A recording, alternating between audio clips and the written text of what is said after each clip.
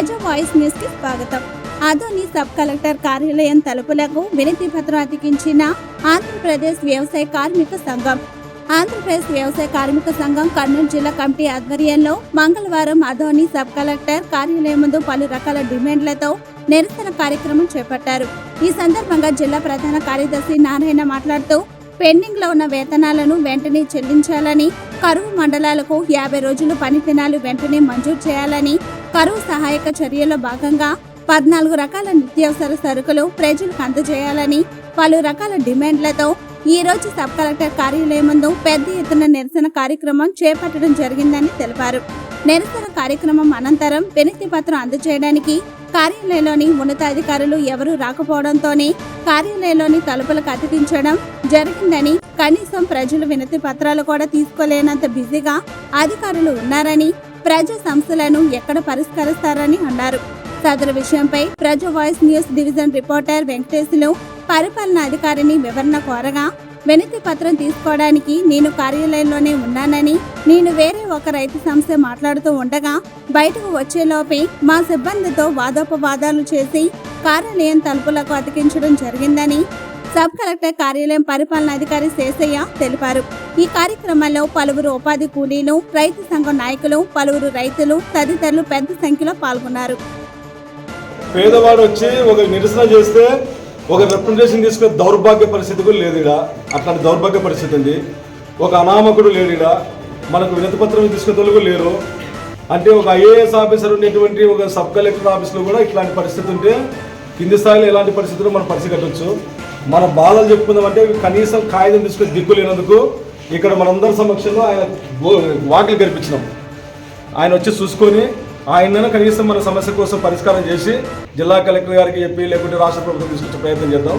ఇట్లాంటి దౌర్భాగ్య పరిస్థితి రెవెన్యూ డివిజన్లో ఉండేందుకు మాకు సిగ్గు అవుతుంది.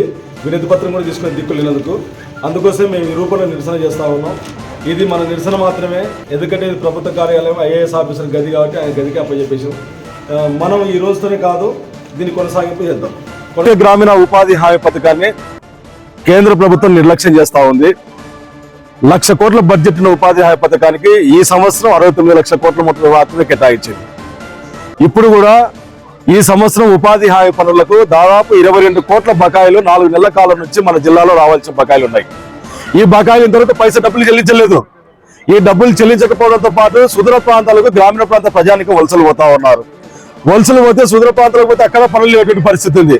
కనీసం పట్టెడన్నం దొరికితే చాలు అని చెప్పేసి ఊర్లు వదిలి గ్రామాలు కాల్ చేసి పోయేటువంటి పరిస్థితి ఈ రోజు జిల్లాలో కనిపిస్తా ఉంది. ఇట్లాంటి పరిస్థితి ఉంటే, ఇట్లాంటి దౌర్భాగ్య పరిస్థితిలో ఉంటే కనీసం రాష్ట్ర ప్రభుత్వం కానీ కేంద్ర ప్రభుత్వం కానీ జిల్లా అధికార యంత్రాంగం కానీ వలసలు అరికట్టి గ్రామాల్లో ఉండడం కోసం వాళ్ళకు ఉపాధి పనులు కల్పించలేదు దౌర్భాగ్య పరిస్థితిలో ఈ రోజు ప్రభుత్వాలు ఉన్నాయని చెప్పేసి మేము విమర్శించదలుచుకున్నాం. ఇప్పటికైనా సరే 50 రోజుల పరిధిలో కల్పిస్తామని కలెక్టర్ గారు 10 రోజులు ప్రకటన చేసి ఎక్కడ అమలు అవుతున్నాయి, ఎక్కడ అమలు చేస్తా ఉన్నారు, ఏ ఒక్క చోట కూడా పనులు అమలు కావట్లేదు. ముందు పనిచేసే కూలిన బకాయిలు రావట్లేదు. ఇవల్ల చెప్పుకుందామని చెప్పేసి ఈ గోడు చెప్పుకొని సబ్ కలెక్టర్ ఆఫీస్ లో సబ్ కలెక్టర్ గారి దృష్టికి తీసుకుపోదామని చెప్పేసి ప్రయత్నం చేసి ఇక్కడ నిరసన చేస్తా ఉంటే కనీసం పేదవాళ్ళ గోడు విని ఆ రిప్రజెంటేషన్ తీసుకొని లోపల ఉండే అధికారులు ఏ ఒక్కరు కూడా బయటకు రాలేదు. అలాంటి దౌర్భాగ్య పరిస్థితుల్లో సబ్ కలెక్టర్ కార్యాలయం ఉంది అని చెప్పేసి మాకు అనిపిస్తా ఉంది. అందుకోసమే ఎవరికి ఇవ్వాలో మాకు అర్థం కాక సబ్ కలెక్టర్ గారి వాకిలి గెలిపించాం మేము ఇక్కడ. కనీసం ఆయనైనా సరే ఈ ప్రాంతంలో ఈ రెవెన్యూ డివిజన్ పరిధిలో 4 లక్షలకు పైగా వలసలు పోయినారు. ఆ ప్రజలు తిరిగి గ్రామాలకు రావడం కోసం, ఈ ఉపాధి హామీ పనులు కల్పించడం కోసం ప్రభుత్వం పైన ఒత్తిడి తీసుకొచ్చే ప్రయత్నం చేయండి. ఒక అధికారిగా మీరే జోక్యం చేసుకునేటువంటి పద్ధతిలో ఈ రోజు నిరసన చేసి వినతి పత్రాన్ని కలెక్టర్ గారి వాకిలి కల్పించే ప్రయత్నం చేశాం. ఇది దౌర్భాగ్య పరిస్థితి పేదవాళ్ళది. అందుకోసమే ఈ రోజు జరిగేటువంటి ధర్నాతోనే కాదు, మేము మా కార్యాచరణ కూడా రూపొందిస్తాం. ఈ ప్రాంతంలో కరువు వలసలు అరికట్టే దానికోసం ఈ ప్రభుత్వం జోక్యం చేసుకోకపోతే మరింత తీవ్రతరం చేస్తామని చెప్పేసి హెచ్చరిస్తా ఉన్నాం. కేవీ నారాయణ, ఆంధ్రప్రదేశ్ వ్యవసాయ కార్మిక జిల్లా ప్రధాన కార్యదర్శి.